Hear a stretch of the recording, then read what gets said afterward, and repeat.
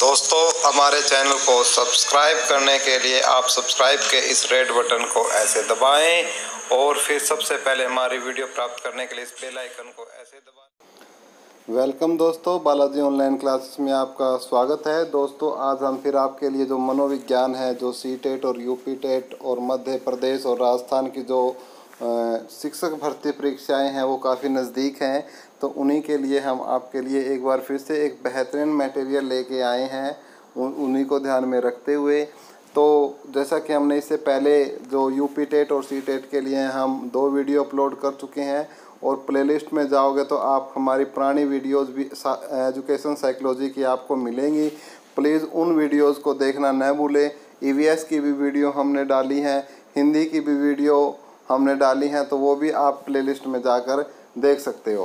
तो दोस्तों, इससे पहले हमने 2 वीडियो हम जो सी टेट और यूपी टेट के लिए डाल चुके हैं, ये तीसरी वीडियो है। तो इसमें हमने आपको होमवर्क क्वेश्चन दिया था कि परीक्षा समीप आने पर पाठ्यक्रम पूरा न होने की दशा में अध्यापक को चाहिए कि क्या चाहिए कि वे छात्रों को स्वयं पाठ्यक्रम पूरा करने को कहेंगे, कुछ चुनिंदा प्रश्न करवाएंगे, घर बुलाकर पाठ्यक्रम पूरा करवाएंगे, अतिरिक्त समय देकर पाठ्यक्रम पूरा करवाएंगे। तो इसका आंसर होगा अतिरिक्त समय देकर पाठ्यक्रम पूरा करवाएंगे। तो हालांकि कई हमारे जैसे दिव्या दीक्षित है, ललित है और लाडिया मैम है, उन्होंने इसका आंसर दिया है। तो मैं उन सभी को बधाइयाँ व्यक्त करता हूँ जो इतने सीरियसली अपनी एग्ज़ाम के प्रति संवेदनशील है। तो मैं आप सभी से भी यही विनती करता हूँ कि वीडियो को अंत तक देखिए। लास्ट में हम आपसे एक क्विज क्वेश्चन पूछेंगे जिसका आंसर आपको कमेंट बॉक्स में करना है। जो उसका सही आंसर देगा उनका नाम हम इसी प्रकार से जो नेक्स्ट वीडियो में है आपका नाम बोला जाएगा, जो कि इतने संवेदनशील है, जो अपनी तैयारी के प्रति इतने तत्पर रहते हैं कि उनको कामयाब होना ही होना है। तो जिनको कामयाबी की राह पर चलना है वो हमारी वीडियो देखें, बाकी यहीं से छोड़ दे वीडियो को देखना, आगे बिल्कुल भी ना देखें, क्योंकि उनके काम की कुछ चीज़ नहीं है जिनको जज्बा नहीं है। तो जो जज्बा है वही हमारे साथ आए। तो हम उसी कड़ी में आज का हमारा पहला क्वेश्चन स्टार्ट करते हैं कि और हाँ, पेन कॉपी लेके बैठिए यदि आप पहले तैयारी कर चुके हैं और अपना ये चेक करना चाहते हैं कि आपने कितनी साइकोलॉजी आपने तैयार कर ली है, तो पेन कॉपी लेके बैठिए। और जो हम आपको पहले क्वेश्चन बताएंगे फिर उसके 4 ऑप्शन देंगे, तो आपको अपना ऑप्शन आपको अपनी कॉपी में लिखना है। फिर हम आपको ऑप्शन दिखाएंगे, यदि आपका सही है तो आप उसको सही टिक मार्क करोगे और बाद में हमें बताओगे कि आपके कितने सही हैं और आपकी तैयारी किस दिशा में जा रही है, आप उसका भी अपना मूल्यांकन कर सकते हो। तो हमारा पहला क्वेश्चन है आज का, वैसे 41वां है, इसकी 2 वीडियो आ चुकी हैं, वो आप प्लेलिस्ट में जाकर देख सकते हो। निम्न में से कौन सी छात्राओं को प्रेरित करने वाली विधि है? निम्न में से कौन सी छात्राओं को प्रेरित करने वाली विधि है? प्रशंसा, दंड, डांटना, ज़्यादा अंक देना। तो बहुत ही शानदार क्वेश्चन है। देखिए कि निम्न में से कौन सी छात्राओं को प्रेरित करने वाली विधि है? प्रशंसा, दंड, डांटना या ज़्यादा अंक देना। आप अपना आंसर है वो अपना आंसर अपनी कॉपी में लिख लो और फिर हमारे साथ मिलान करो कि आपका सही है या गलत है। तो इसका हो जाएगा प्रशंसा करना।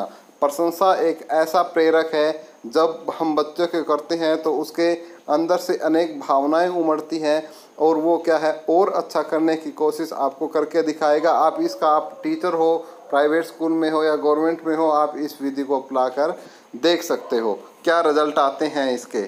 मैंने खुद अपनाया है इस विधि को, तो बहुत ही शानदार है। आप एक बार करके तो देखिए बच्चों के साथ। नेक्स्ट है शिक्षा शब्द समानार्थी है।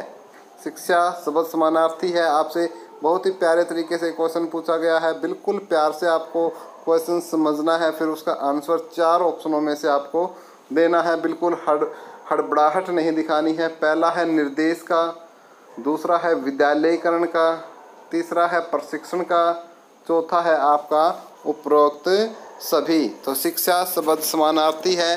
4 ऑप्शन दिए हैं, निर्देश का, विद्यालयीकरण का, प्रशिक्षण का या उपरोक्त सभी। तो इसका आंसर आ जाएगा डी, उपरोक्त सभी।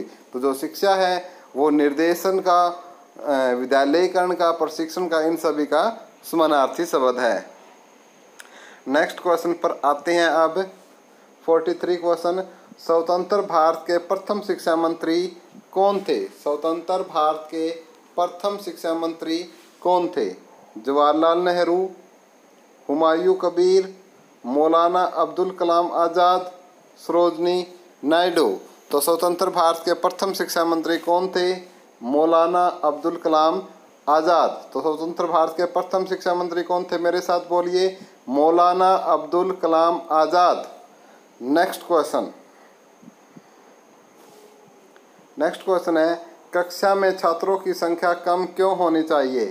पहला है छात्रों पर शिक्षक के व्यक्तिगत ध्यानाकर्षण हेतु, भीड़ कम करने हेतु, अधिक फीस प्राप्त करने हेतु, या इनमें से सभी। तो कक्षा में छात्रों की संख्या कम क्यों होनी चाहिए? आप अपना आंसर नोट करो, तब तक मैं एक बार फिर से बताता हूँ आपको कि छात्रों पर शिक्षक के व्यक्तिगत ध्यानाकर्षण हेतु, भीड़ कम करने हेतु, अधिक फीस प्राप्त करने हेतु, या इनमें से सभी। तो इसका जो आंसर है वो हो जाएगा ए, छात्र पर शिक्षक के व्यक्तिगत ध्यानाकर्षण हेतु, कि ताकि एक टीचर के बीच में और बच्चों के बीच में, यानी लर्नर के बीच में और अधिगमकर्ता के बीच में क्या है, अंतःक्रिया सरल हो सके, वो एक दूसरे को अपनी जो बातें हैं या ट्रांसफ़र ऑफ नॉलेज है वो अच्छी तरीके से हो सके। इसलिए कक्षा में छात्रों की संख्या कम होनी चाहिए। नेक्स्ट क्वेश्चन देखते हैं इसी कड़ी में, प्रतिभाशाली बालक की क्या विशेषता होती है? अध्ययन में अरुचि, सेवा भाव, मानसिक प्रक्रिया की तीव्रता, पर्यटन में रुचि। तो प्रतिभाशाली बालक की क्या विशेषता होती है? तो ये चारों ऑप्शन है, तो इसका जो आंसर है वो हो जाएगा मानसिक प्रक्रिया की तीव्रता। तो प्रतिभाशाली बालक की विशेषता होती है उसकी मानसिक प्रक्रिया की तीव्रता। क्लियर है? और प्रतिभाशाली बालक की जो IQ होती है वो आपकी 140 प्लस होती है। नेक्स्ट क्वेश्चन देख लेते हैं। भारत के संविधान में किस धारा के अंतर्गत प्राथमिक शिक्षा को निःशुल्क और अनिवार्य बनाने का प्रावधान है? क्वेश्चन आपसे पूछा गया है कि भारत के संविधान की किस धारा के अंतर्गत प्राथमिक शिक्षा को निःशुल्क और अनिवार्य बनाने का प्रावधान है? पहला ऑप्शन है धारा 33, दूसरा ऑप्शन है धारा 24, तीसरा ऑप्शन है धारा 45 और चौथा ऑप्शन है धारा 13। तो फटाफट आप अपना नोट कर लो और उसके साथ मिलान करो। इसका आंसर है धारा 45। तो धारा 45 के अंतर्गत भारत के संविधान में प्राथमिक शिक्षा को निःशुल्क और अनिवार्य बनाने का प्रावधान है। कौन सी धारा के तहत? धारा 45 के तहत, 45 के तहत। नेक्स्ट क्वेश्चन नंबर 47, निम्नलिखित में से कौन सा प्रत्यय पर्यावरण से प्रभावित होता है? बुद्धि, शारीरिक वृद्धि, स्वभाव या उपरोक्त सभी। निम्नलिखित में से कौन सा प्रत्यय पर्यावरण से प्रभावित होता है? बुद्धि, शारीरिक वृद्धि, स्वभाव, उपरोक्त सभी। तो इसका आंसर हो जाएगा स्वभाव। क्लियर है? तो शारीरिक वृद्धि और बुद्धि नहीं होते, स्वभाव होता है। नेक्स्ट क्वेश्चन, अब कुछ बच्चों को तो ऐसा ही उपरोक्त सभी ऐसा दिख जाता है जैसे उनको भगवान श्री कृष्ण जी की प्राप्ति हो गई हो। ऐसा कुछ नहीं है, आपको बिल्कुल प्यार से सारे ऑप्शन देखना है और फिर एलिमिनेट विधि आप अपना सकते हो और फिर आपको आंसर देना है। नेक्स्ट, निम्नलिखित में से किस कारण से बालक में कुंठा जन्म लेती है? निम्नलिखित में से किस कारण से बालक में कुंठा जन्म लेती है? व्यक्तिगत अक्षमता के फलस्वरूप, प्रोत्साहन के अभाव के परिणाम स्वरूप, अभिप्रेरकों के संघर्ष के फलस्वरूप, या इनमें से कोई नहीं। तो निम्नलिखित में से किस कारण से बालक में कुंठा जन्म लेती है? तो जो इसका आंसर है वो हो जाएगा व्यक्तिगत अक्षमता के फलस्वरूप। नेक्स्ट है हमारा क्वेश्चन नंबर 49, निम्न में से कौन सा एक राष्ट्रीय एकता में बाधक तत्व नहीं है? भाषावाद, प्रकृतिवाद, जातिवाद, संप्रदायवाद। तो क्या है? निम्न में से कौन सा एक राष्ट्रीय एकता में बाधक तत्व नहीं है? तो कौन सा नहीं है भाई? बी, प्रकृतिवाद। क्लियर है? राष्ट्रीय एकता में बाधक तत्व प्रकृतिवाद नहीं है। नेक्स्ट क्वेश्चन 50वां क्वेश्चन है, किस परीक्षण में विश्वसनीयता अधिक होती है? ऐसे टाइप यानी निम्नात्मक, दूसरा संक्षिप्त प्रश्न परीक्षण, तीसरा वस्तुनिष्ठ परीक्षण, चौथा इनमें से कोई नहीं।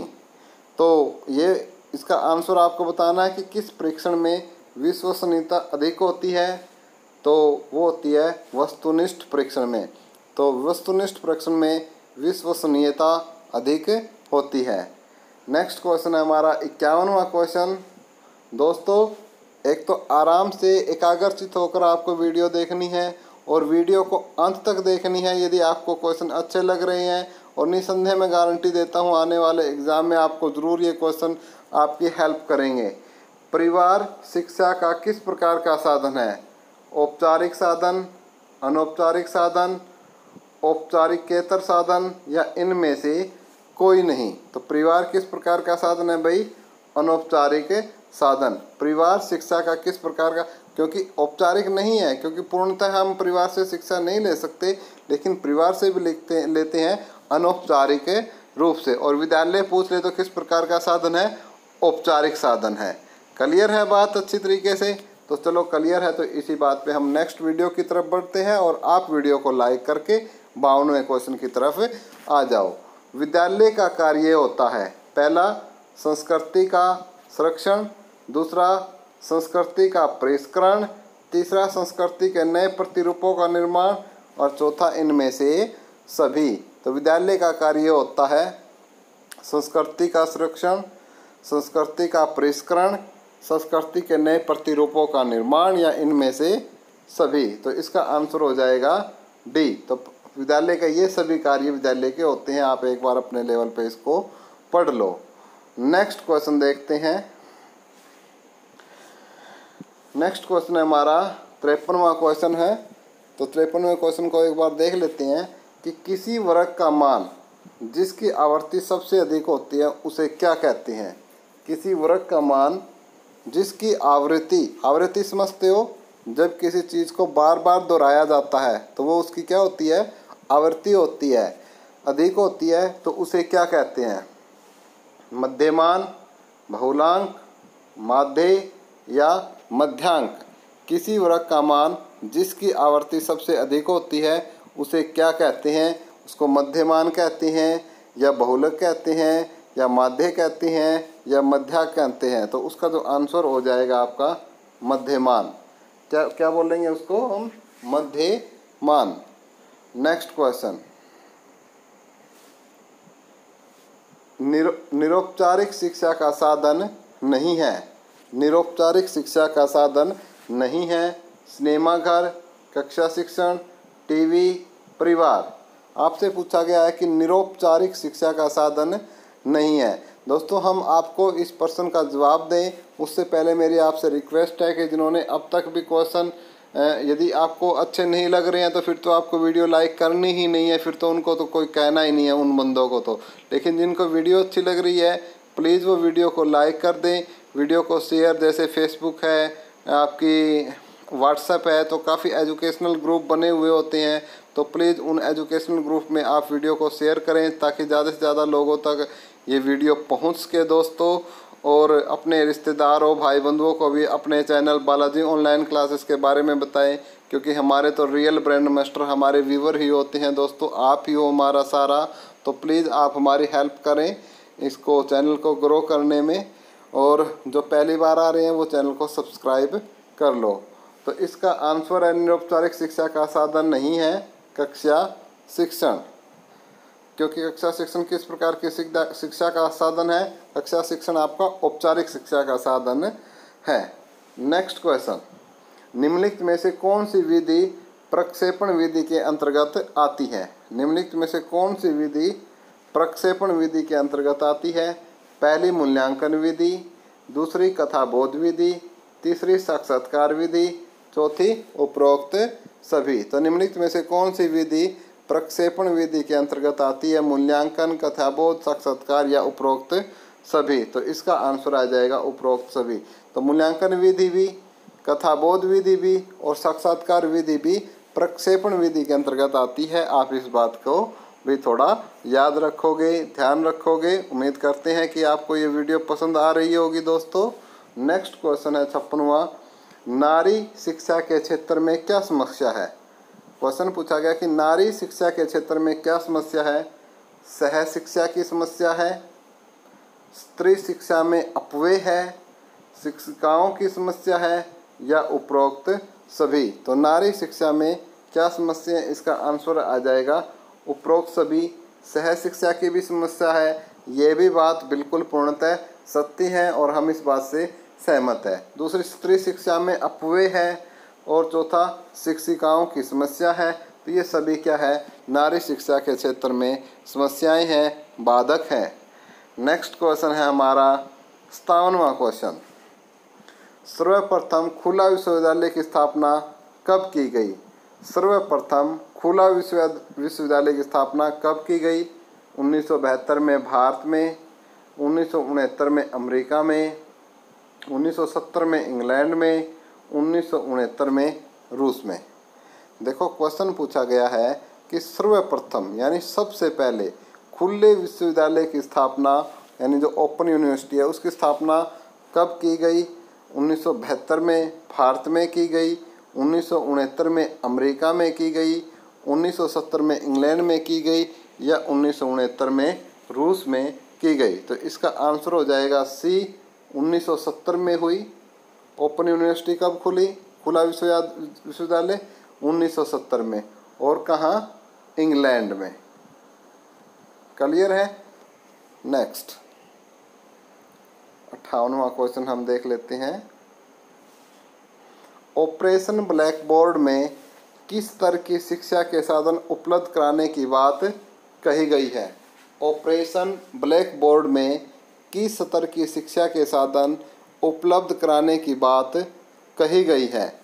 ऑप्शन पहला है प्राथमिक शिक्षा की, ऑप्शन दूसरा है माध्यमिक शिक्षा की, ऑप्शन तीसरा है उच्च शिक्षा की और ऑप्शन चौथा है आपका उपरोक्त सभी। तो ऑपरेशन ब्लैक बोर्ड में किस स्तर की शिक्षा के साधन उपलब्ध कराने की बात कही गई है। तो इसका आंसर हो जाएगा प्राथमिक शिक्षा की। तो ऑपरेशन ब्लैक बोर्ड में क्या है, प्राथमिक शिक्षा की जो साधन है वो उपलब्ध कराने की बात कही गई है।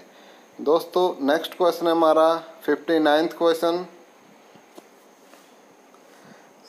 शैक्षिक अवसरों की समानता के लिए किस आयोग ने या किस समिति ने संस्तुति की थी। तो शैक्षिक अवसरों की समानता के लिए आपको बताना है किस आयोग ने संस्तुति की थी। पहला माध्यमिक शिक्षा आयोग 1952, भारतीय शिक्षा आयोग 1964, यशपाल समिति 1992, नई शिक्षा नीति 1986। तो शैक्षिक अवसरों की समानता के लिए किस आयोग ने संस्तुति की थी। आपको 4 ऑप्शन दे दिए गए हैं। पहला ऑप्शन माध्यमिक शिक्षा आयोग 1952, दूसरा ऑप्शन भारतीय शिक्षा आयोग 1964, तीसरा ऑप्शन यशपाल समिति 1992 और नई शिक्षा नीति 1996। तो इसका आंसर हो जाएगा बी, भारतीय शिक्षा आयोग।